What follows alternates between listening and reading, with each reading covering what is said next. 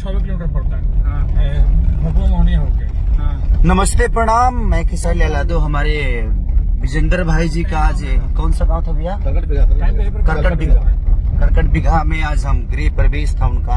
और हमारे बिने भैया है जो कि और पवन बाबा। तो बिने भैया हम लोगों के ऐसे भाई हैं जिनका आदेश एक पिता की तरह होता है और हम लोग पूरा करने की हमेशा कोशिश करते हैं, क्योंकि एक रिश्ता ऐसा है कि कुछ रिश्ते ऐसे होते हैं कि उनके बातों को काटा नहीं जा सकता।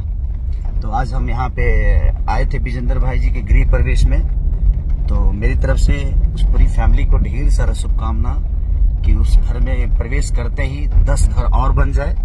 हमारी शुभकामना और हमें हमारी दुआ वीरेंद्र भाई की पूरी फैमिली के साथ है।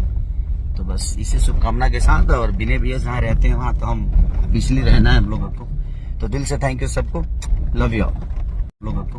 तो दिल से थैंक यू सबको, लव यू।